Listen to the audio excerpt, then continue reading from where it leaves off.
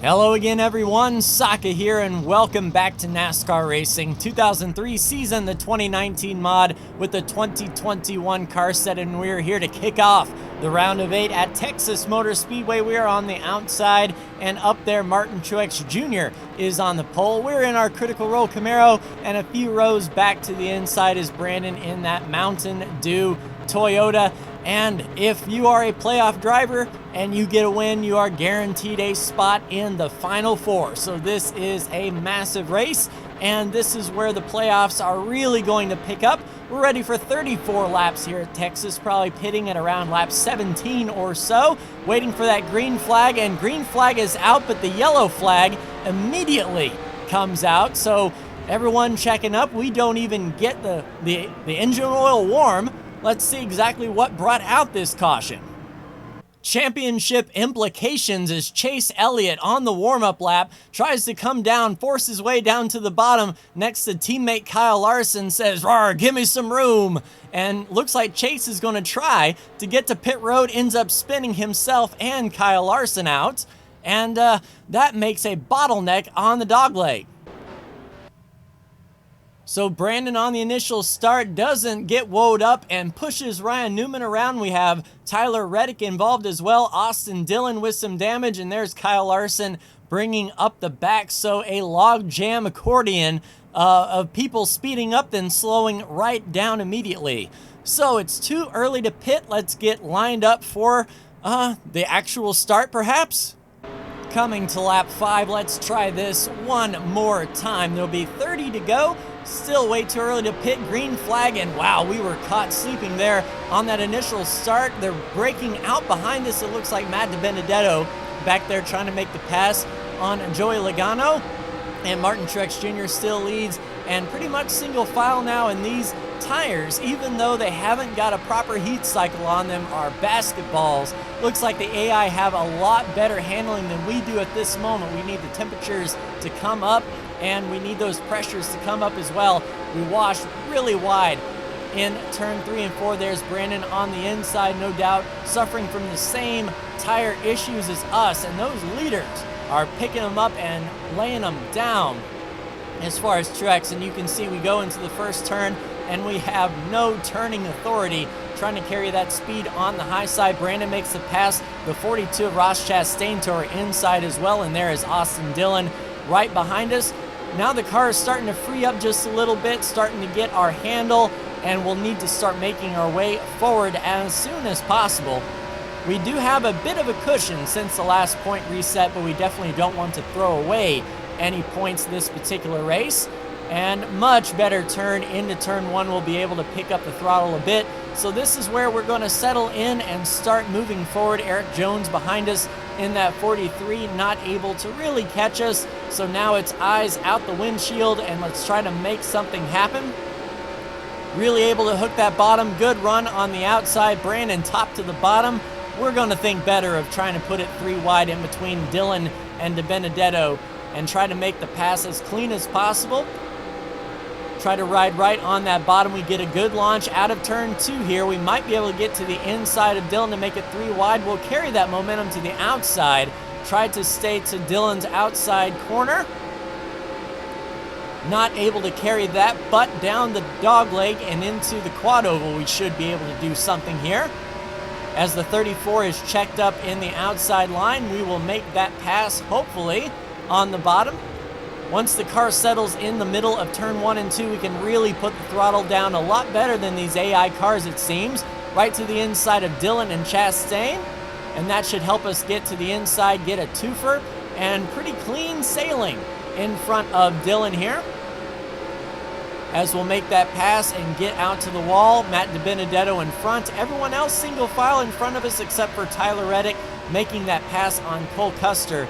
And we are hitting that rev limiter, getting everything we can down the front stretch. Try to carry that speed to the outside of Matty D and get the crossover going into turn 3. Try to get the pull off of Tyler Reddick just a bit. Brandon's all alone up there in the combat zone, making his way forward as well. And now the car has really came to us. We're going to start putting down some fast laps now. Whoa! Cole Custer out to the outside, nearly comes to a complete stop on the front stretch. That could have been bad if we were in that outside groove. So we'll make the pass on Custer easy, get around Reddick, and it looks like that Custer brake check has slowed up that entire line. So we've got some clean track in front. Looks like Logano is going side by side with Almirola. That's going to help Brandon catch those guys on the exit of the dogleg and set up in the turn 1 as well. The initial setup of the car is very loose on that white line, so we try to roll right there above that first seam. You can see that dark line in the middle of the bottom lane. If you're below that, the car is loose, but Brandon wiggled off of turn number 2. Speaking of loose, the car is pretty much on edge in turn 1 and 2, but 3 and 4, you can really get it down to the white line, plan it, and keep that throttle all the way. In the early stages of the run, you can actually take that corner completely flat. And we have picked up enough speed here that we have nobody in our mirror and no pressure from behind. So getting as much speed as we can before those pit stops, and it's going to be a 4-tire change since we have to pretty much fill this thing up all the way with fuel. 1.5 cans at least, possibly 2 if we're really hitting those revs like we are. Carrying the outside and finally getting a toe on these guys in front. That's going to help us pull forward, and Almirola kind of looks like he got into Brandon there in a little door-to-door action, but Brandon rolls that top nice and fast. He'll complete that pass on Kurt Busch and get 3 in that corner. We'll follow Brandon on the outside of Almirola, looking forward to Kurt Busch as well, and really try to pin them down on the bottom. The rear end steps out just a bit. We have to get out of the gas, and that's going to slow up our entire momentum on the top. As you can see, the bottom go right on by. It feels very much like a plate track in turn 3 and 4. If you have to roll out of the gas a bit, you are going backwards.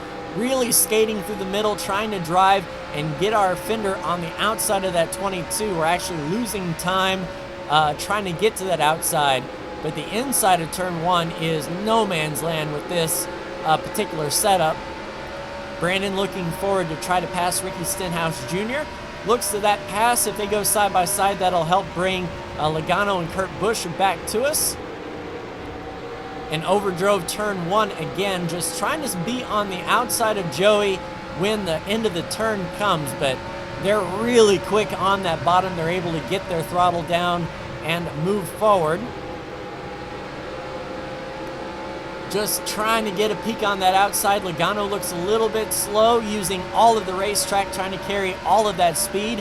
And Kurt Busch dropping back to us a bit. We'll have to take the bottom. Quinn Houff on the bottom. This could be, that's Daniel Suarez. This could be the first group of pit stops. So we're going to have to be extremely careful just in case these guys decide to pit. You see Chase Elliott at the start. No one was going to tell him no when he wanted to come to pit road, and these AI drivers, when they want to pit, they will drive through you to get there. And indeed, a big group of the leaders decide to come down this time. We'll complete that pass on Kurt Busch, and it looks like Ryan Blaney out front, Kyle Busch in second, and Cole Custer has rejoined the race.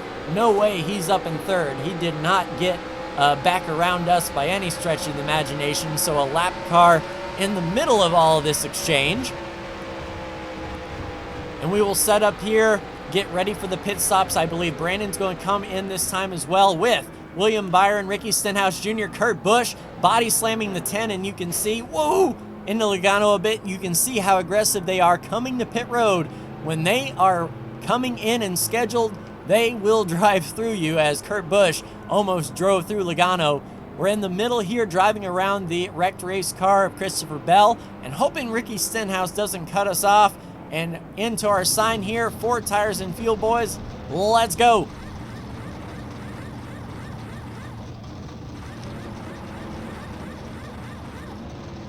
Right sides are on, looking for those left sides. Indeed, Ricky Stenhouse is taking left sides. Logano left sides as well. There goes Brandon by on a clear pit road. And down and away, we'll pass Eric Almirola in the pits and settle in behind Ricky Stenhouse, with Eric Almirola and Joey Logano behind us. Trying to get up to speed on this very slick apron, and that was Truex and Keselowski, which we already saw pit. So possibly a 2-tire change for those guys, or a very fast entry and exit lap, that is for sure.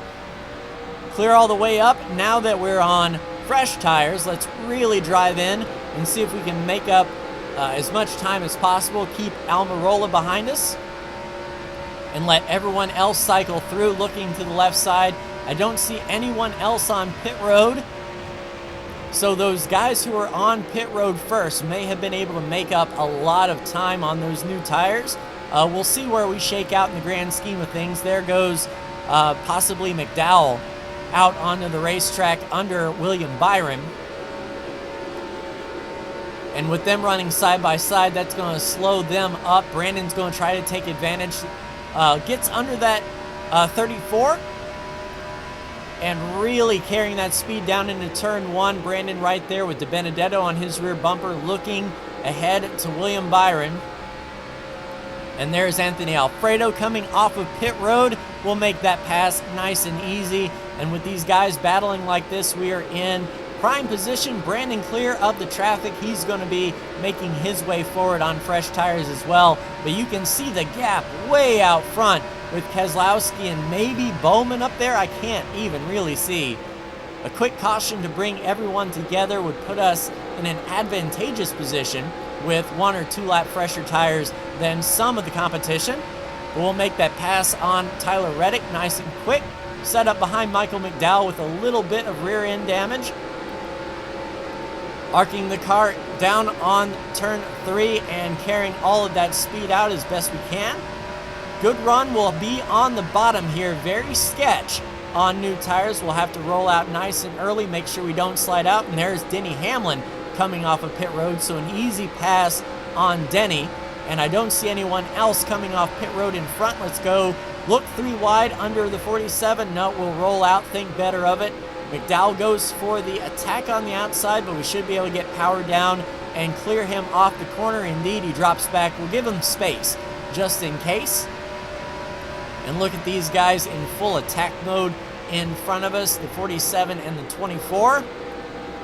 And we'll hook that bottom really well. We'll get under William Byron and the 47 if we can carry the speed in. Byron gets a massive run on the outside, looking to the inside of turn 3. Not pressing the issue as much. We have to really finish and come out with a good points day. So I don't want to really put this car in too much danger, 3 wide and that sort of thing. We'll get Byron here, roll to the outside, possibly get Stenhouse as well.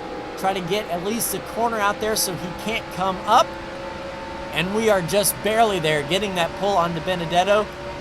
We should be able to hook turn 3 and carry this speed through 3 and 4 nice and easy. And indeed, Stenhouse is going to have to roll off the bottom. Nope, Ricky stays in it.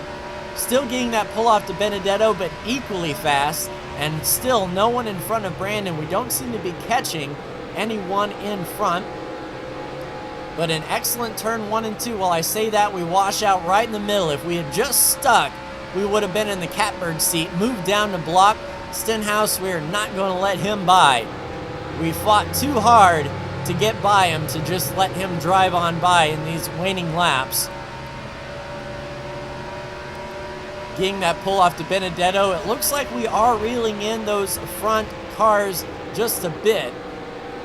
Didn't get the car turned in as well as I wanted, but the middle seems very strong to the outside. De Benedetto will pull down the straightaway and possibly complete the pass. Nope, Matty D drives it into turn 3. Will barely clear him.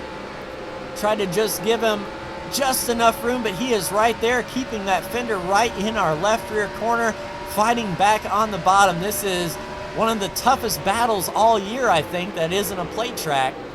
Really drive it in to keep the clearance, and Matty D does drop back. Will carry that high line, probably sacrifice a bit of time, but the pass is done, and lap cars are coming into play. The 77 car in front of Brandon now. He should make quick work of that 77, and single file out in front.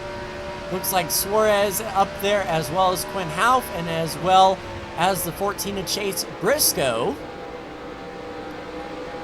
So yeah, Matty D dropped back a ton. We are carrying our speed forward, and a massive cluster of cars right in front of us, and I believe that's Brad Keselowski and Martin Truex Jr. trying to make up those spots. Overdrove turn 3 just a bit, but only a scant few laps to go. Brandon looking to the inside and makes that pass on Suarez easily, and now it's our turn to try to pass these 3-lap cars here. Good run on the 77 and 14. Will hook right down to the bottom and press that. They both roll out, good deal, and set up on Suarez, carrying a lot of speed into the dogleg. Brandon in front making a pass on that 00 of Hauf, and Brandon's around. Rear end up in the air and hard into the wall. So contact between Brandon and Quinn Hauf, that is going to bring out the caution. And I don't know how many laps to go, but that may end it. So coming off of turn 4, Brandon scratches the wall a bit, and the 00 comes off of that dotted line up into Brandon. Not a whole lot of damage, it doesn't look like from the start. We'll see if Brandon can get it righted into the 14 just a bit. Oh, the 47 and the 10 hard as well. Oh, and the 8. Just keep wrecking, and luckily the yellow is out, so if Brandon did take the yellow, he can get his spot back. We'll see where the final standings come into play and if we're going to get this restarted. So we will not get this race restarted. Ryan Blaney will take the win here at Texas and solidify his spot into the Final Four. Kyle Busch in second, Kevin Harvick in third, William Byron in fourth. In fifth, Brad Keselowski. Sixth place, Martin Truex Jr. Seventh place, us, not bad. Eighth place, William Byron. Ninth place, Matt DiBenedetto. Rounding out your top 10 is Ricky Stenhouse Jr. Eric Almirola will come around in 11th. Denny Hamlin will finish in 12th. And poor Chase Elliott will not even receive points as he technically didn't even start this race. And when all was said and done, Brandon comes around in 24th position. So let's take a look at the standings after Texas. Ryan Blaney has solidified his spot in the Final Four. Brandon 51 to the good, we're 48 to the good. Denny Hamlin is your cutoff driver, 4 over Kyle Busch, 8 over Bowman, 19 over Almirola, and 46 points over Chase Elliott. Nearly in a must-win situation with 2 races to go with Kansas and Martinsville, but that will do it for me. Like, share, and subscribe if you are so bold. Thank you so much for tuning in, and we will see you next week for the second race in the round of 8 at Kansas. Take care.